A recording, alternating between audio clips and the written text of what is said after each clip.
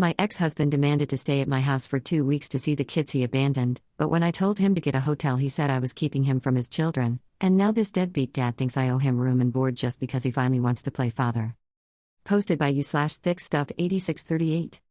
My ex-husband wants to come see the kids, and I told him no problem, that would be cool. For context, he lives in another state now. He says he wants to stay 2 weeks. I'm like, oh, the kids would love that. But here's where he feels I become the jerk. He then proceeded to tell me that he is going to stay with me, and I told him no, you're not. You can get a hotel because you're not staying at my house.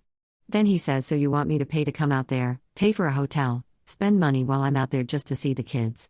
I said yes. Then I told him if he can't afford it, then he can stay a weekend, and then a hotel won't be that expensive, but he's not staying with me. So now I'm keeping him away from his kids because I won't let him stay with me and feed him every night while he's here. So am I the jerk for not letting him stay? Relevant comments. Commenter 1, all you needed was the title. No, you're not the jerk for not wanting your ex-husband to stay at your place. The fact that he tells you that he's going to, pretty much tells me why he's an ex. Commenter 2, no. He's insane. He can get an Airbnb like a normal father. Why would he even want to stay with you? Oh, because he's cheap, he's nosy, he wants you to cater to him, and he wants to snoop. You're 100% correct in not letting him stay. What an invasion of privacy. He can screw off. If he wants to see his kids, he will figure it out. Commenter 3, your ex needs to check out campgrounds where he can treat the kids to some fun. I doubt his mere presence at your house for 2 weeks would be a treat for anybody. Tell him nope on room and board at your place and don't waffle. Commenter 4, he doesn't have a right to stay in your house just because he's coming to see the kids. It's reasonable to ask him to book a hotel, especially since you're not obligated to host him. Boundaries are healthy. Update, 9 hours later. Okay, so let me put some more context to the story. Because some people seem to think that he pays child support and alimony, and that's why he doesn't have money. That's not true. He does not take care of his kids. He has not physically seen his kids since my son was 6 months, and he's never seen my daughter in person. He is ordered to pay child support but does not, so everything I do for the kids comes from me, and I have given him several suggestions. I have even suggested that I take the kids to him, and I'll get the hotel, and he can come pick up the kids, they can spend the day together, whatever. Now he doesn't want to do that because he doesn't have a stable place to live. That's his excuse. I offered to pay for the kids' activities, whatever they wanted to do when he came out here, and no, I was not going to be there with them, and that way he can pay for the hotel. He said no, the only way he's going to come out here is if I let him stay at my house, and that I was stopping him from seeing his kids. And I told him, well, take me to court. Because nowhere in our court document does it say that I'm supposed to support him to see the kids. Matter of fact, it says because he moved, that it's his responsibility to get the kids or for me to pay half.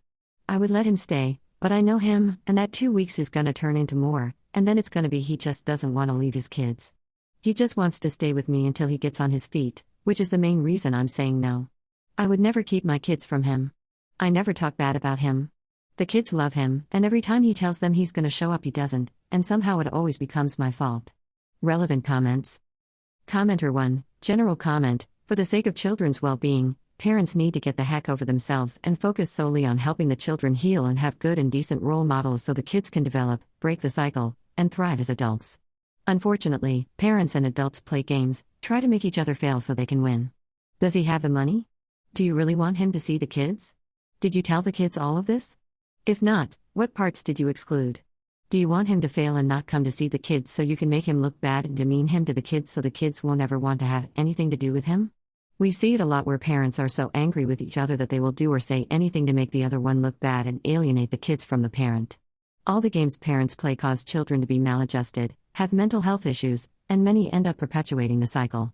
Ops response, I really don't know if he has the money or not. Yes, I have been trying to make arrangements for him to see the kids for years. When he does pay child support, I make sure that the kids know the money came from daddy. I never talk bad about him, nor do I let anyone else talk bad about him. I don't have a lot of extra money, but I will make it happen for my kids, and I even told him that I would tell them it's from daddy.